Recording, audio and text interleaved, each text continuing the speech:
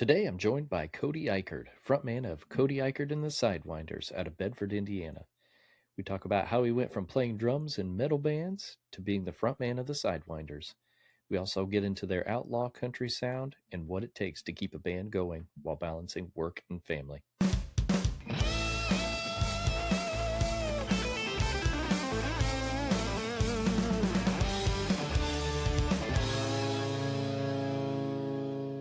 Cody Ikerd, thanks for coming on, man. Appreciate it. Hey, yeah, thank you for inviting me. I appreciate it, man. Yeah. So you're a guitarist and lead singer of the band, Cody Ikerd, Yep, and the Sidewinders. yep, sure am. But originally, you were a drummer, correct? Yeah, I started playing drums, I think, when I was 8 or 9 years old, and played all through high school in praise bands and different pop punk bands and a couple of metal bands, actually.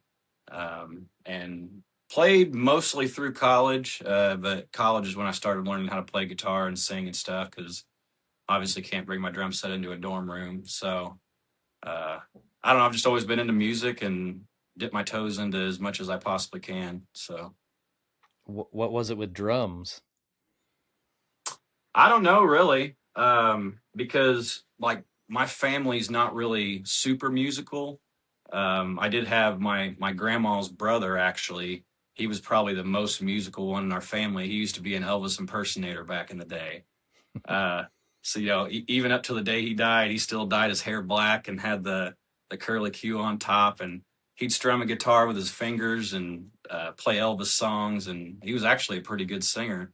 But yeah, I don't know what it was about drums. Back in the day, I think this is kind of funny, but when I was growing up, the band Hanson was really popular. I don't know if you remember Oh them, yeah. the Umbot boys. Mm-hmm. But I specifically remember watching a live concert of them where the drummer had like the chest rig for dirt bike riders and stuff. Because I was really into riding dirt bikes too, and he was wearing one of those and playing drums, and I just thought it was the coolest thing in the world, and just ran with it. So It's I funny guess how that's you'd where it put all those two started. together. Yeah. I know. Yeah. Now that But you think back of it, you're like, that was cool. yeah, it was. Yeah. Maybe I need to wear a chest rig on stage this weekend while I'm playing Yeah. guitar. Maybe. Probably couldn't fit into any of my old ones anymore, unfortunately. So you played everything but country originally. Hmm. And then what was the switch? What brought you to country music? Um, well, I always listened to obviously Leonard Skinner is like Southern rock, but from as far back as I can remember, I always listened to Leonard Skinner and I always listened to Hank Williams Jr.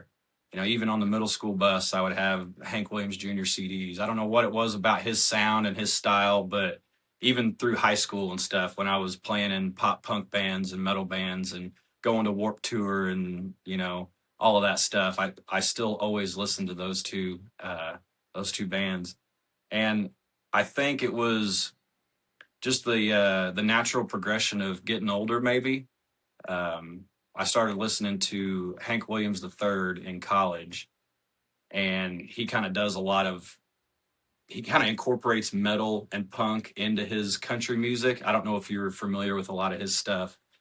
He's a wild dude, but he'd be playing like this real fast bluegrass riff and then having this guy screaming in the background of his songs and stuff. And I guess that was kind of the bridge over from playing 90s rock and playing drums and playing listening to metal and all that stuff. And next thing you know, I'm diving deep into Hank Williams records and Merle Haggard and George Jones and David Allan Coe. And I don't know, I think it was something.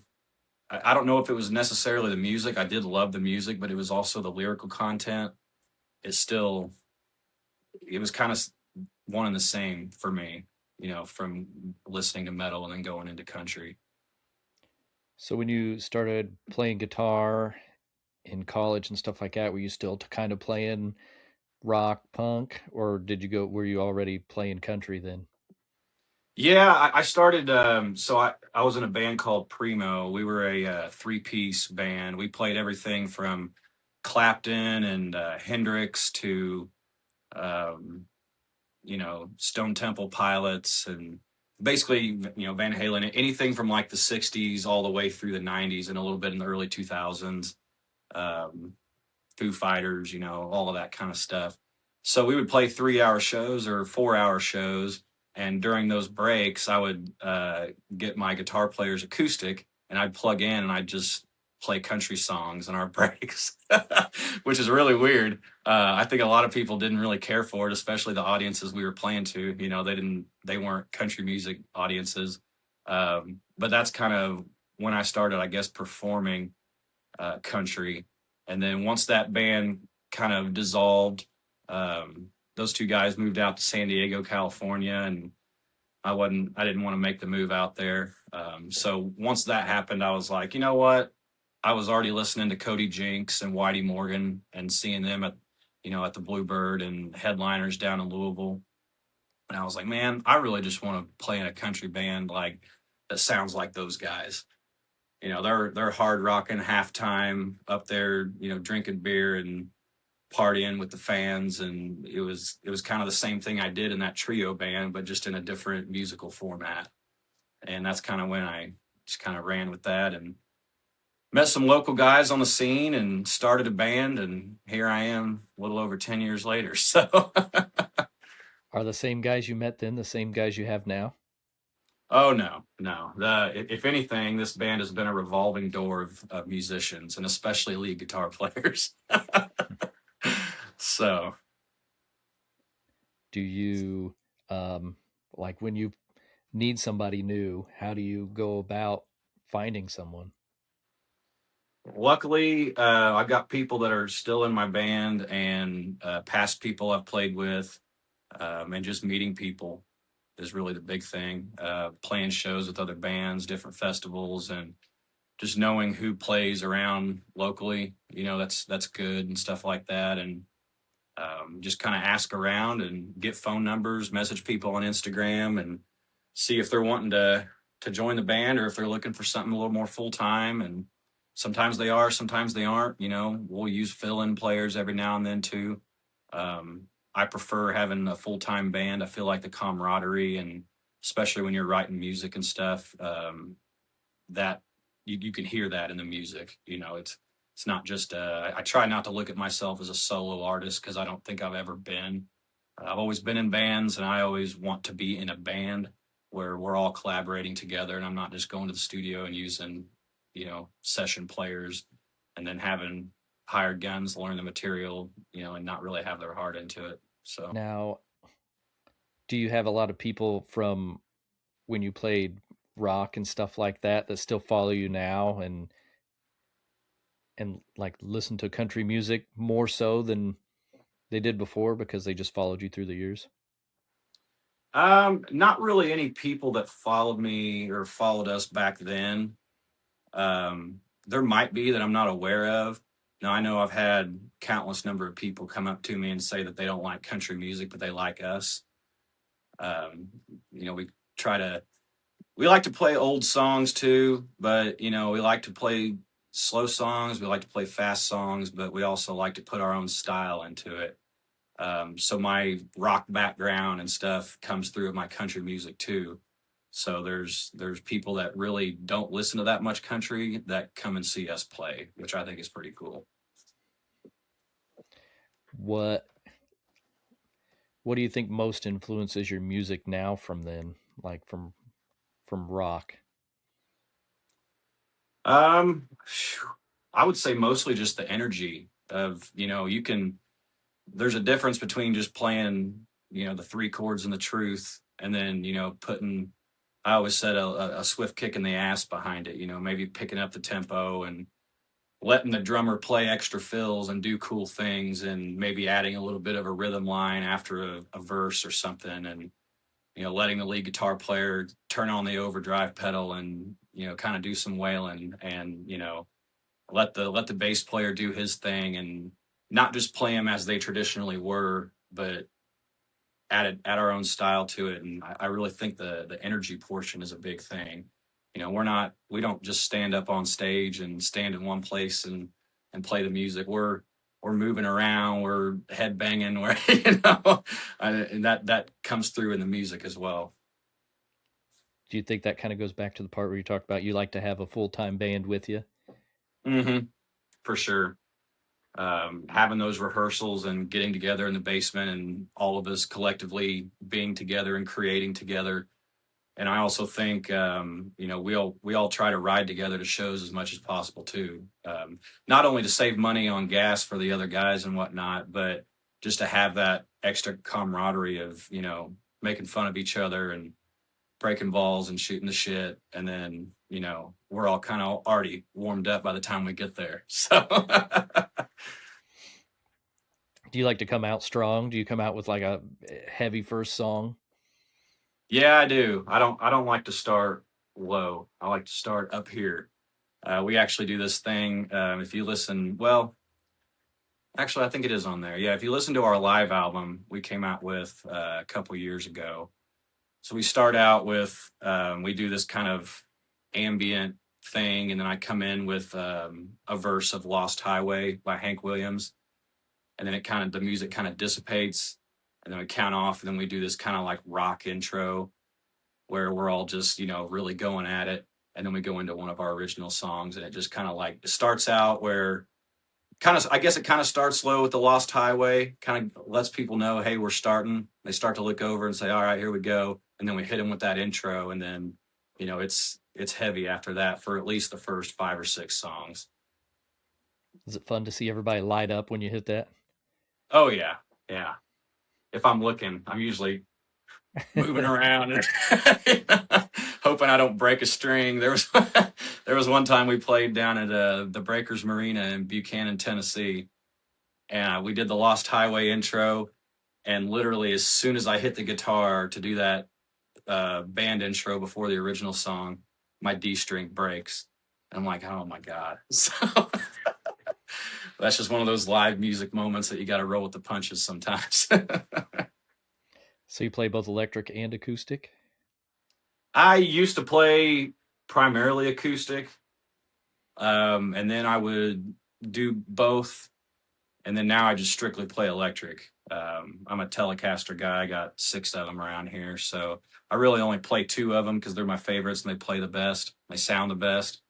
Um, but if you've ever put in in-ear monitors and plug an acoustic directly into a soundboard, it doesn't sound that good in your ear. And if you put a microphone on an amplifier, it sounds pretty similar to what you would hear coming out of the speakers. And for me, that's made all the difference in the world. And then you can use effects and overdrive and all kinds of stuff on electric a little bit more. It's a little bit easier to do that on electric versus acoustic. So, Do you remember your first show as Cody Ikerd and the Sidewinders? yeah, um, it was a New Year's Eve gig at the Bedford Moose. Well, as a full band, I did play a couple acoustic gigs before, but I don't really consider that my first one because I'd already been kind of playing acoustic anyway. But yeah, our first one was the Moose here in Bedford, Indiana. Um, New Year's Eve, we were supposed to play a 4-hour set. I think we had like maybe 30 to 35 songs, all covers at that point. So we were extending the breaks as much as we could, try to get through that gig. But it was a really fun time. It's definitely exhilarating going from sitting back on the drum set, then to playing acoustic gigs, then to kind of fronting a band playing guitar. It was a whole new flame that I didn't really know existed, and yeah, it's pretty addicting. What's it like going from the back to the front of the stage? um, a little bit. It was definitely a little weird because I had actually in that trio I had sang and played drums about a third of the set, but you're sitting in the back. You're not really trying to entertain a crowd or kind of being that person they're looking at in between songs to tell a story or crack a joke or something so I could just sing and then not talk, and it wasn't that big of a deal. But now, if you're fronting the band, you kind of have to be that guy out front that, and sometimes I trip up on my words and I say stupid stuff. But it's just because I don't really plan out any shticks. I have a few little talking points I like to do every now and then. But most of the time I'm just in real time reacting on what's going on in the crowd, if there is a crowd. So yeah, it definitely took a little bit of time to get used to. You feel like you have like a special like persona or like personality that you have when you get up on stage? Yeah, a little bit for sure. Because I mean, you're up there with a group of guys, you're all collectively making music together. There's loud amplifiers, drums, there's sound going on, there's people dancing, people singing. So it's just a whole different energy when you're kind of conducting all of that and being a part of it at the same time, and you're trying to facilitate as much of it as possible. So yeah, I mean, I don't really act any different. Like I don't like change my voice, or some people like to put on an extra twang when they get up on stage to put on some sort of persona. I don't do anything like that, but it's definitely just a different feeling when you're in that environment. So currently you have a 5-piece band? Yeah, currently. We did have a six-piece band, going back to that revolving door comment earlier. But yeah, we're a five-piece now. So me on vocals and mostly rhythm guitar. I do some licks, and I might throw in a lead every now and then if I'm feeling good. But we got a lead guitar player who also plays pedal steel. And then we've got a keyboard player, plays keys and B3 organ, and then a bass player and a drummer. So Gotcha. that's Pete Doyle. That's Pete Doyle on lead guitar and pedal steel. Wes Scrimshire on keys and organ. Willie Boriff on the drums. And right now, the bass player is whoever I can get for that weekend. I was listening to a lot of your stuff, and there's a lot of harmonica in a lot of your Yeah, music yeah, too. yep, yep, So, but yeah. I The like it harp's because cool. it's a nice, like it's not too much, but it's like the right amount. Hmm. Yeah, for sure. So let's go to songwriting. I know you said that the band, you guys practice together and do songs together and stuff, but Hmm. do they like help you with the song, like the actual lyrics to songs and writing the songs too? No, no, that's all me on that side of things. Um, so I'll get a song about 75% of the way there. I'll usually always have some sort of foundation set with a structure, chord progression, a key, all that stuff. And then obviously all the lyrical content and whatnot. And then we'll get together, and I'll usually record an acoustic version, and then we'll get together and start hashing it out. And they'll listen to it a few times, and then they'll be like, it'd be cool if we did something like this here, or we'd add a bridge section here. So sometimes after the band gets together, I'll have to sit down and write some more lyrics, depending on if we add different sections into the song. But they really help with, just, sometimes I get so caught up in the melody and the lyrics and just the song structure itself that I don't always think about some cool things to add, like different rhythm elements and different breaks, and maybe having certain drum fill here, or a guitar lick here and stuff like that. So that's where they really come in, and they take the song up a notch. So I always say I get about 75% there, and then once we all kind of get our paws on it, they kind of take it up to the next level to where it actually sounds like a good, well produced song. So Where do your songs start from? mostly a chord progression. Um, I've tried to write in the reverse way, as I say, where I'm writing like a poem, if you will, or sit down and try to write something just without any sort of music to it, and it's never worked out for me. It just never has. I know people that do that, and I think they're extremely talented if they can do that. But no, I always just start with a chord progression, um, something that sparks me to want to write something, I think is the big thing. Like if I'm just playing like a GCD, 145 or something, I tend to not be as lyrically creative. But if I come up with a riff or something that kind of goes off in another direction rather than the standard format, that's when I start to be like, oh, okay. Then I start hearing melodies, um, and then I just start writing down the first thing that comes to my head. So it could be about anything. I've got a, I do keep a list of like some subject matters and stuff that I would like to write about. But for me, trying to plan anything for songwriting, it's not worked out for me most of the time. It's always when I'm not doing anything or I come down to the basement and think that I'm gonna just strum the guitar for 5 minutes and then I come up with a cool chord progression. And I come back down 2 hours later and spend another 3 hours, hashing it out and writing, and being like, oh, that's cool. But, if I come downstairs and I'm like, I'm going to sit down and I'm going to write a song tonight, it never happens. It maybe has happened like one or two times where the song is actually good. Like I could sit down and write a song, but it's not going to be something that I'm going to want to play night after night or record on an album or anything like that. So, Right. That's yeah, you got to whenever you get that spark, you got to take advantage of it, don't you? that's for sure. There's something to be said about the muse, And I've even written a song. Like I don't know if you've listened to our song "I Miss You." That was a really unique one in the sense that I had written three verses in a different chord progression along the same vein of what the song's about. And then I started playing a different chord progression for some odd reason. And I wrote three completely different verses that I really didn't even know where it came from. A lot of the time it's like that. Um, but that song specifically, it was like I didn't really understand what the song was until it was done. And then I played it through for the first time and I was like, oh, that's what that song's about. I didn't even have a real intention of writing about that subject matter, but it just kind of happened. So that's the weird voodoo magic of songwriting sometimes. You wrote the ending before you wrote the beginning or something? I wrote the three verses and I wasn't really thinking about what it meant.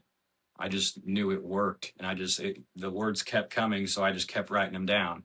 And then I had the melody and everything. And then I went back and played it and I was like, oh, wow, that's really cool. So I don't know. Heard your own song for the first time.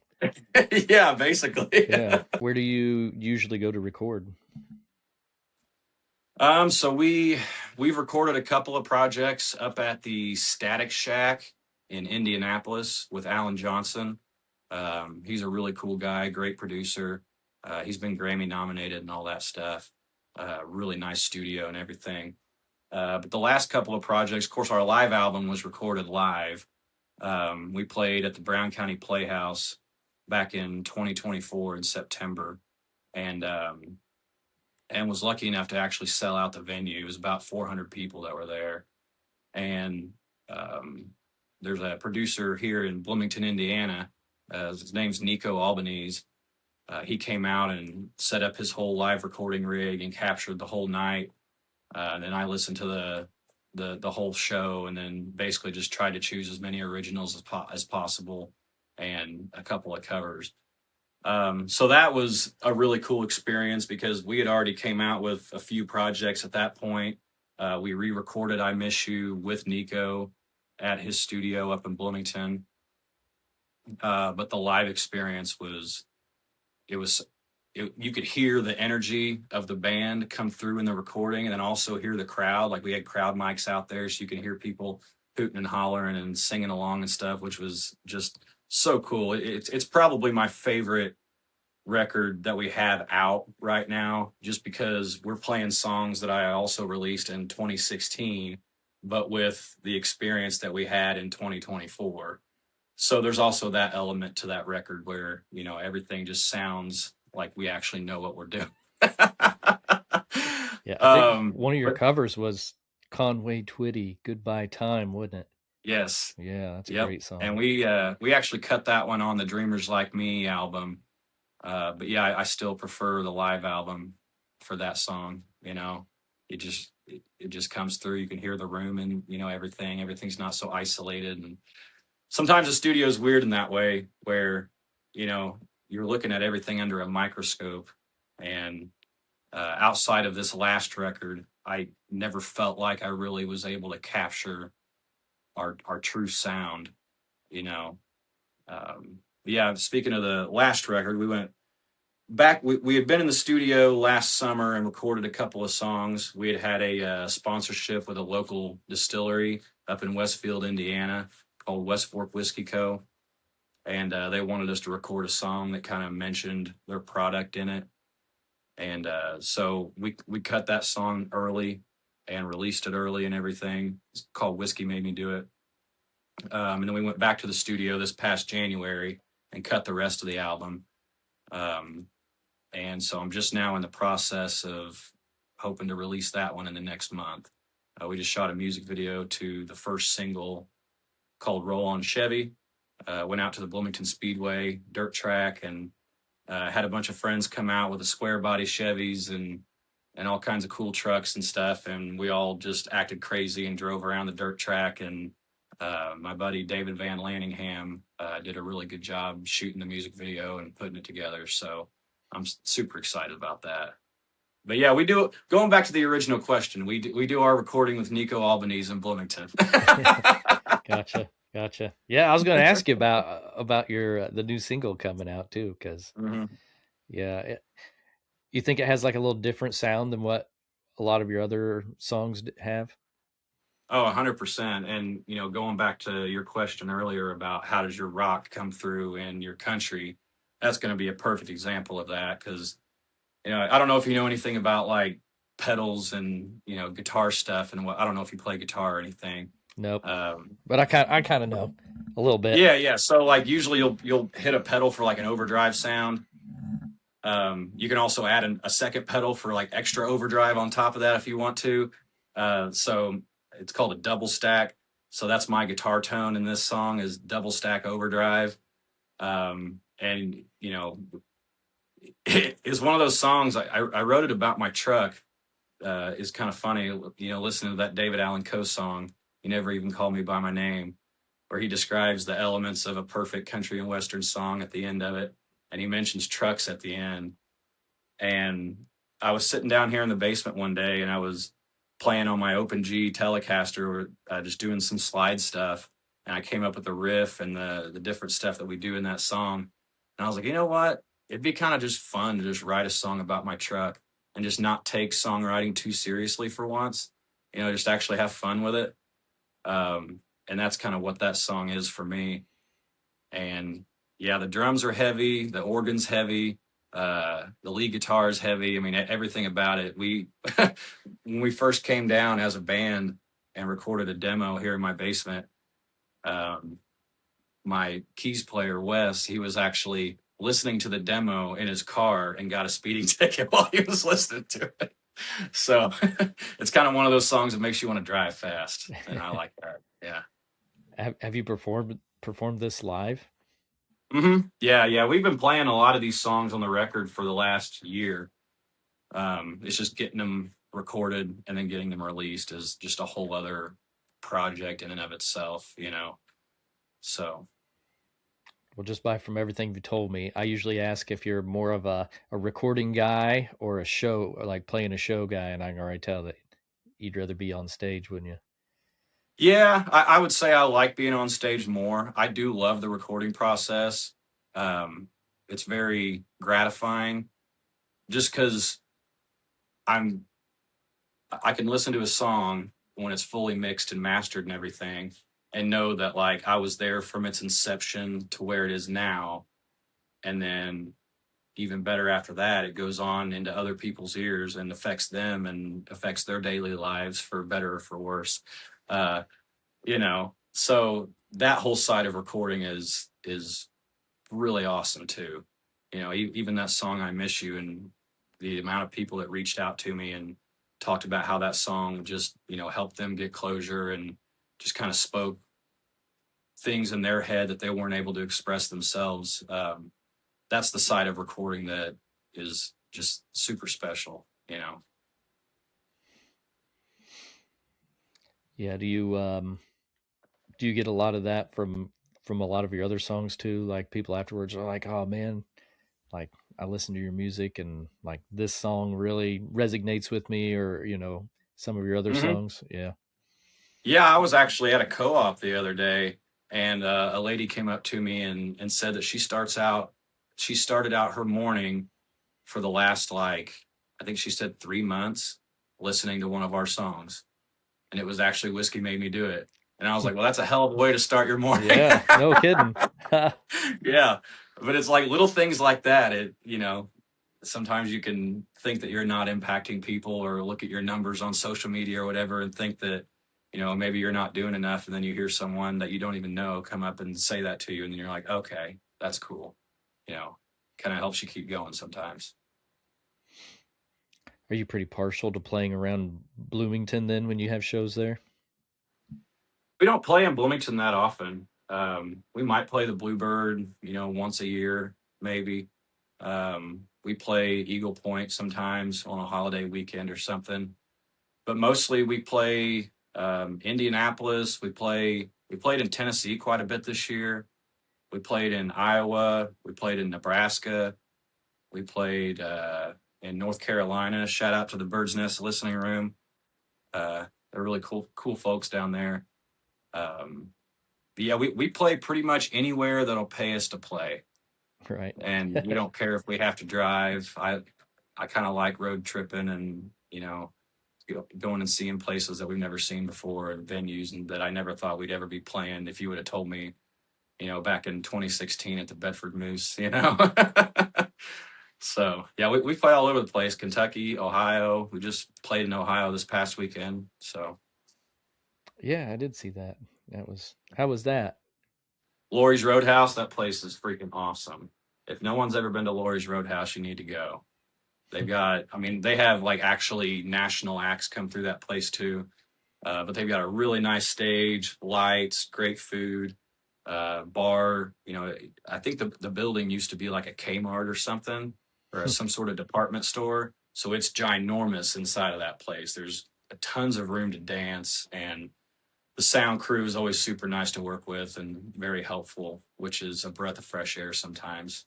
So So yeah, you're in Indy at Clayton's again this Saturday. yep. Clayton's Country Bar, right downtown Indy, used to be the Hard Rock Cafe. Yep. Okay. I haven't been there yet, but I've wanted to go because yeah, it's right in the middle of town, isn't it? Yeah, it's a great time. We play from 10 p.m. to 1 a.m., 3 hours straight, no break.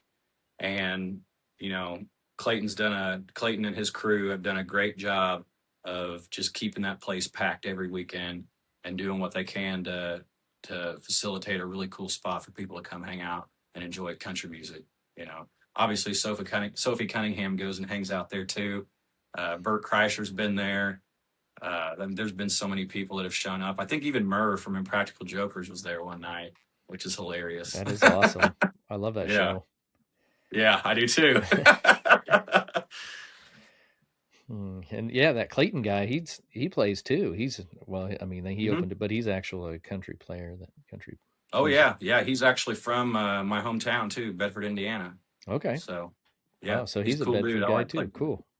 Yep, sure is. Limestone and Damon Bailey. That's what we're known for. It's a lot And cooler Clayton than Anderson. covered bridges. Yeah. Tell me about the Josie Awards. I see that a lot, but I don't know a lot about it.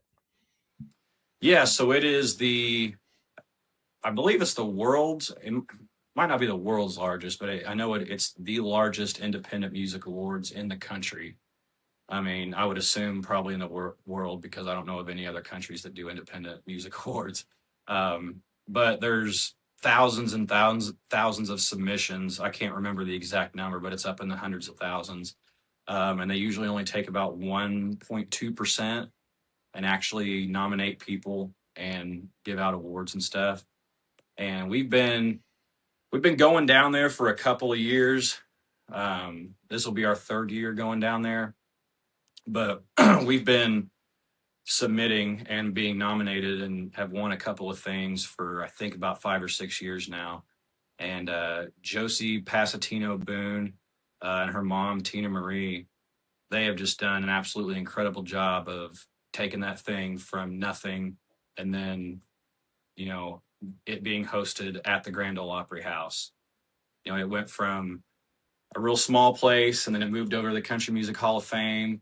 And I think it was some other place, and then now it seems like the last 2 years and this year has been at the Grand Ole Opry House, and we've actually won. We won Group of the Year award last year, and the year before I won Vocalist of the Year. So I actually got to stand up on that stage and receive an award, which was. I usually don't get nervous before shows or anything like that, but when you walk up on that stage and you look out into the audience and it's sold out, even if you're not performing, I'm just giving a speech. It, very short speech, like 10 seconds, if that. I was like shaking in my boots up there. It was exhilarating. And the first time I was up there by myself, last year we won Group of the Year, so I had band members up there with me, and that made it a whole lot easier. Just having them up there and getting poked in the back, and while we're standing up on the stage. But yeah, the Josie Awards have been really great to us. I don't really know how they choose to award people anything. I'm not really sure of that process. They have their own committee and all that stuff, but it's all legit. Like, you don't pay to play type of thing like some awards out there. It's all as honest as it possibly can be, which makes winning something even more gratifying. So, and it's always fun to go down there and hang out with artists that we mostly only see on social media, or might cross paths once a year or something. We can go down there and hang out with them and catch up, and not just be DMing each other on Instagram or something. So it's a great time. But yeah, if you've not been, or it's pretty fun. So Nashville's fun, in and of itself. But yeah, the Right. Josie Awards are pretty awesome. It's something I think I'd like to go to in the future and check Mhm. out, because is there Well, they actually usually have performances featured. there too?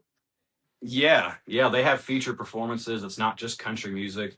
And I think this year Vince Gill is actually going to be a featured performer on stage.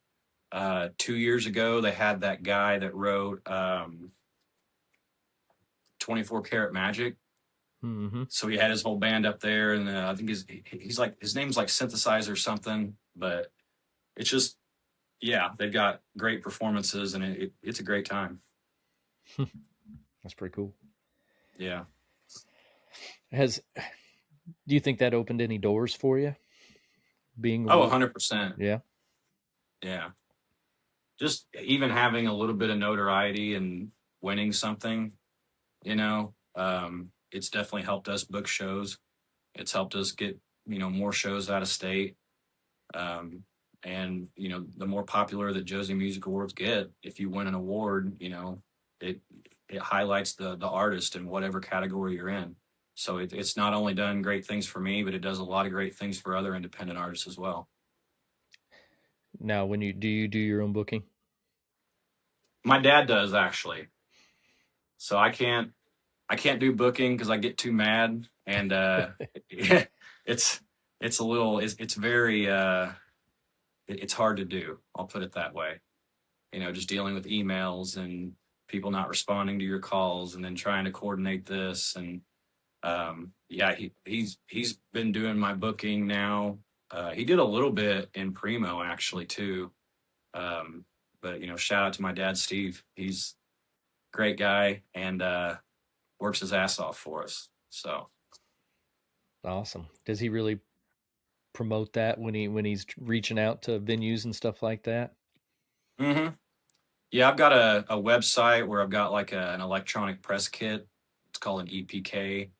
Um, so I'll, put the highlights of things we've done over the years and places we played and awards that we've won and stuff like that. So he can just basically click that link and attach it in an email, and, not have to put everything in an email body, but, just kind of keep things short and sweet, and, that's the big thing with booking is it's almost like you got to learn how to play the game a little bit. Like you got to know how to talk to people, but not overstep your bounds and not say too much. Because if people open up an email and see, 3 paragraphs, they're just automatically not going to read it. So, yeah, Book me, I do good. yeah, I play good music. Book now. Never, maybe, might work. It might be something there. I don't know. Mm. So, who's some of the huge bands that you've played with or opened up for? We've opened up for the Kentucky Headhunters. We've opened up for the Steelwoods, which those guys they're not a band anymore. But if you've not listened to them, you should. They're freaking amazing. Um, let's see.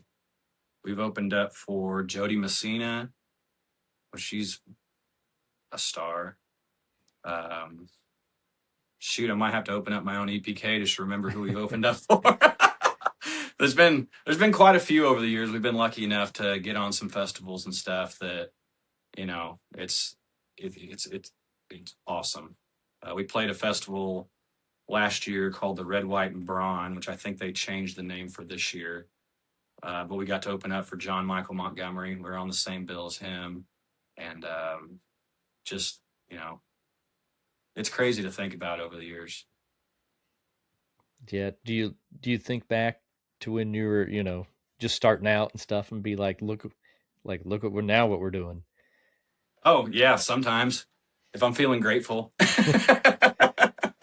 we'll have a good show or something, and that's usually a conversation that me and my drummer get into.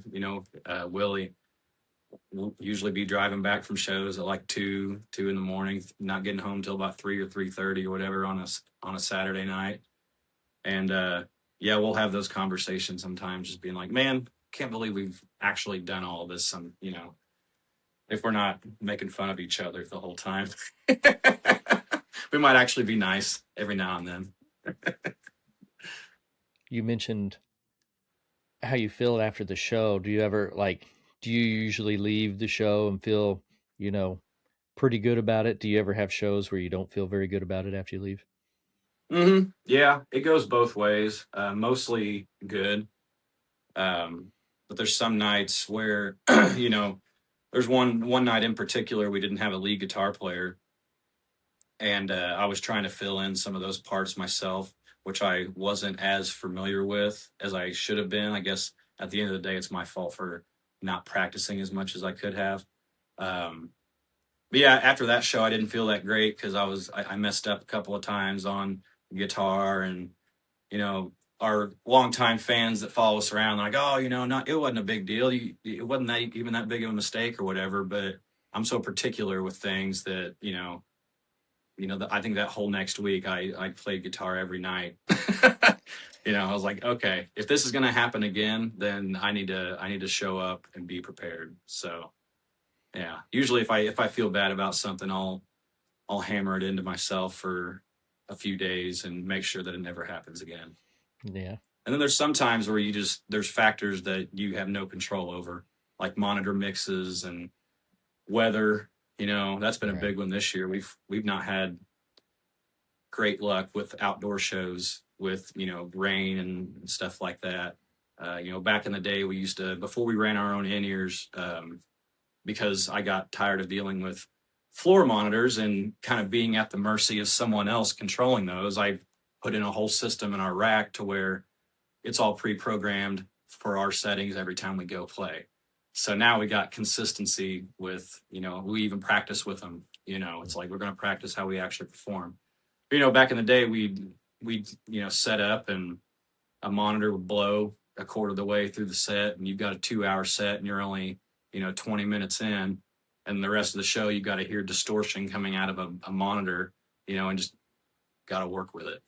So some of those nights I've left not feeling very happy, but what are you gonna do? You ever like get discouraged after that, and then like maybe not look forward to your next show, or Or like, have you ever come to a point where you're like, man, I don't know if I can just do all this? Because I mean, I know you said like all your band works full time jobs too, correct? Hmm. Yep. So I mean, that's a lot. Yeah. Two of us got families, you know, um, and we all work full time, play music on the weekends and, you know, every now and then sometimes during the week. But no, I never really get discouraged from mistakes that I make on stage or maybe not perform as well as I should have. Never really get discouraged in that way. Um, it's mostly just kind of, you know, dealing with the people coming and going in the band and, you know, getting up to a certain level and then wanting to keep going. And then you kind of have to take a few steps back because now you got to get a new member to learn your material and get familiar with everything. And that's a whole process in and of itself with playing shows and understanding where the certain moments are in certain shows to do certain things and play the parts like, you know, you want them to play. That's probably the most discouraging thing. And next to that is just how the whole culture of being an artist has changed with social media and how, you know, social media is arguably more important than playing shows these days. You know, it's I didn't grow up in that world, so I you know, I'm not a guy that shoots content all the time. I do the best I can on Instagram and Facebook, just to stay in the algorithm, which I hate to even say that, but it's part of it now. You know, Yeah. it is what it is. You either adapt or you just don't do it. So Do you designate time to do it? You like Sunday afternoons, content day or something? no, I probably should. You know, I've had people they're like, you know, go shoot, you know, 5 or 6 videos of, you know, 30-second clips and bank them up. And I've done that for, you know, the last year and a half. And then sometimes you just don't feel like doing it, or, you know, your kid's got a soccer game or you got to work. And then, you know, you got home at 3:30 a.m. on Saturday, and then Sunday you're just dog tired and, you know, get home from work on a Tuesday and you don't feel like going out and doing anything because you don't want to leave your family too. So that's the hardest part for me is just finding time, to actually be creative and look like I want to do it on a camera. You know, no one wants to see me just, you know, play a song and not look happy or look like I want to be there too. So, uh, yeah, that's the biggest thing for me right now. It's just trying to find time to do that, where I'm not just sitting in a corner of my basement somewhere, you know, because most of the time for me, I have to go drive somewhere or find a cool setting or, you know, do something in that way to make it visually appealing, or, you know, it's not going to transfer over to likes, unfortunately. I hate thinking that way, but it is what it is. Does any of the band help you with any content? Hardly. Every now and then, maybe. I mean, if we're all together at a show and we have to get down there at like noon and we don't really play until like 7, you know, we'll shoot some stuff together and have fun and just be goofy, you know. But yeah. What do you guys have coming up? So you have that single coming out, Hmm. and Single will be coming out. I've got it. I've got the whole album on digital distribution already. I just need to actually submit it. Um, and I'm trying to do a thing where I'm releasing like probably 3 singles and then I'll release the whole album. So I've been researching and doing a lot of research on that to figure out the right way to do it. But yeah, the album's done, the music video's done.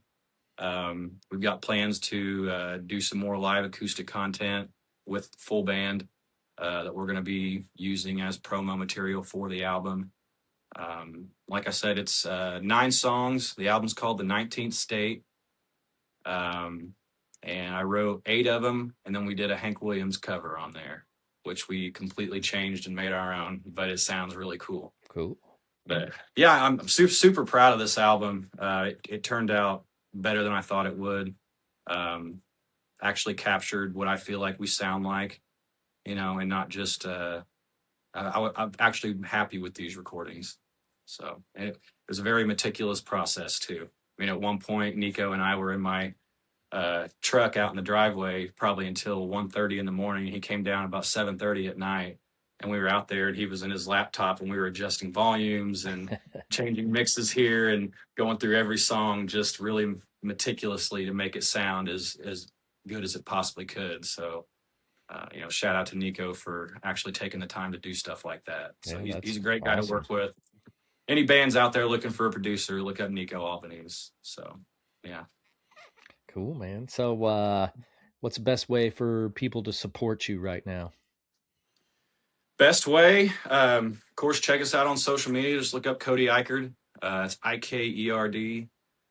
Um, like, follow, smash the like button. All that stuff. And then come out to shows. We're always playing as much as we can. We play just about every weekend, whether it's once or twice. We play a lot of cool places. So if you like to get out, listen to live music, dance, drink a couple beers, and go experience new venues you've not been to before, check out our schedule and come out and follow us. So we got merchandise we usually sell at shows. I need to get an online store set up, but just one of those things on my list I haven't gotten to yet. We got T-shirts, hats, CDs, koozies, all kinds of cool stuff. So that's, yeah. You put all your shows on your website? Yes. I usually do about a month and a half at a time. We're getting to the end of August, so I need to start updating for the rest of the year. But yeah, there's Cool. always something to do. Always. I don't have anyone helping me, so I got to take care of it all. So I'll come down about when I put the kids to bed, and I'll work on the computer and do that stuff, and until I'm too tired to do it. All right, Cody. Well, I appreciate you coming on, man. Well, thank you, Dane, for having me. I really do appreciate it, and it was great to meet you the other day.